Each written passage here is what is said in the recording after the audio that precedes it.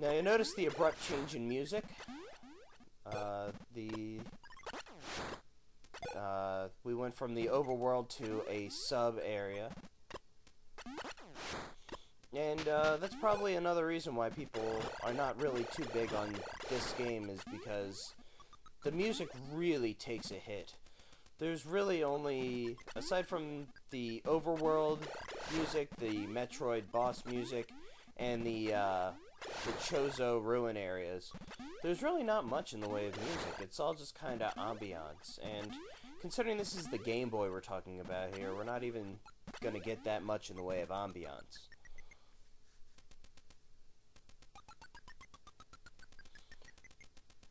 But the upswing of that is that where we're lacking in music, we can really get a feel for the sound design, and you can hear that every single step that Samus takes is, yeah, I did go back just to kill that guy and get some energy. Every step that Samus takes is animated or annotated with a little tip tap of the, and when she ducks and jumps, you know, they have good sound effects for that.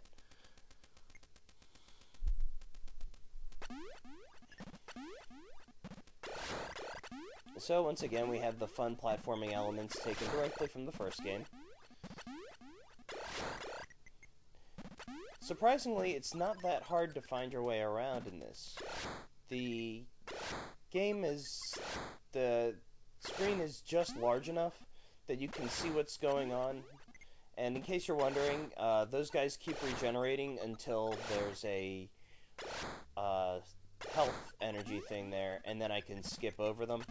The reason I wait for that is simply because I don't want to wait for them to come out and dodge them. It's much simpler to just kill one, wait until it turns into an energy thing, and then once it's been dispatched. This is the Chozo Ruins music.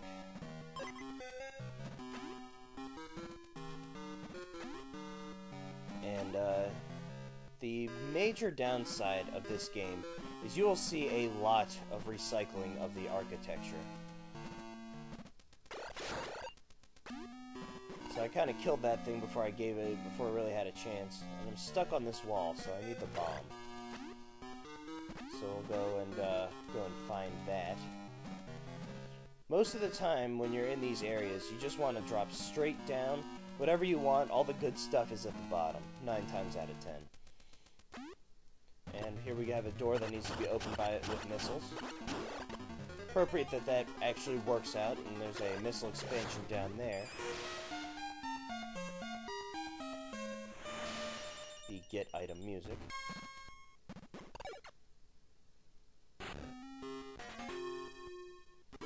And a very abbreviated version of it for the missile expansion.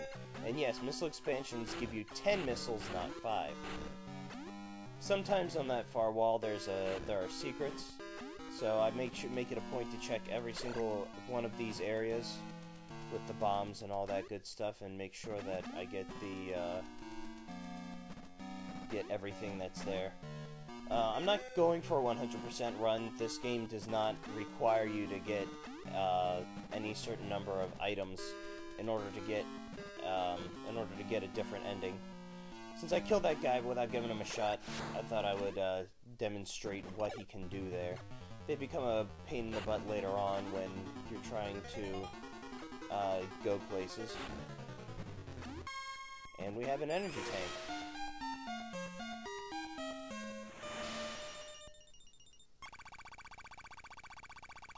I always thought that was a neat sound with when you first get the energy tank and it fills up.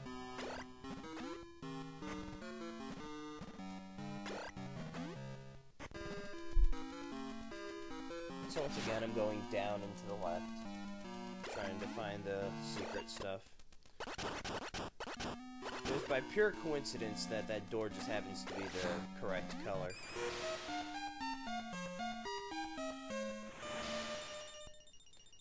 So, here we have the ice beam. And once again, I bomb out the floor there and make sure that there aren't any secrets.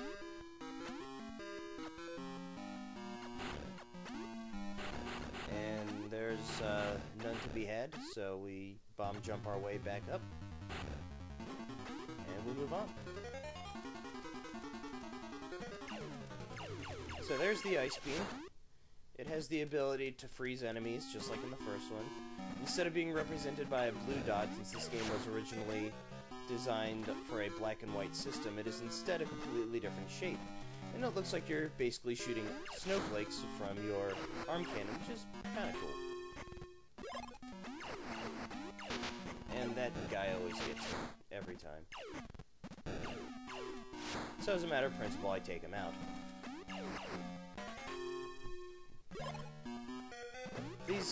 These caverns, these areas tend to be filled with free power-ups most of the time. It's usually a pretty steady formula.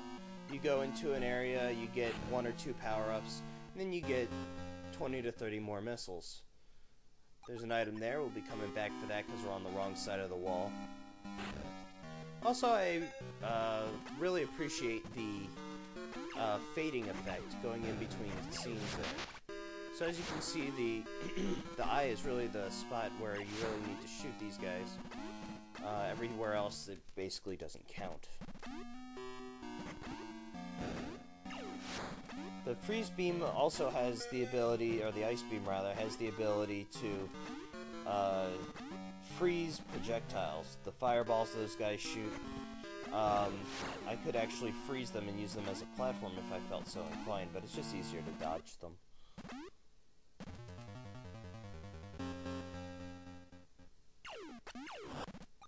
So we got a nice little starry background there, and unfortunately, this is years before Metroid, the Super Metroid, and it's also years before, many years before Metroid Fusion, so we don't have that grappling ability.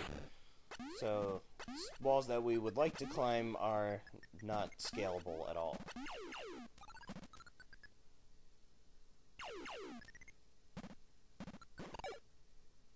Got a simple little maze here.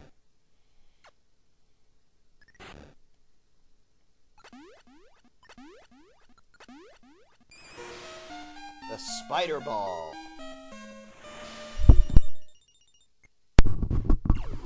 Now this is there's some poisonous dirt there. So this is this is really the last time we see the spider ball in a 2D Metroid game. I guess it doesn't really, they decided that there wasn't really much purpose to it. But, this is actually the last time we see the spider ball until Metroid Prime. The, spider ball, as you can see, allows us to climb walls, stick to walls, as long as we are in the morph ball form.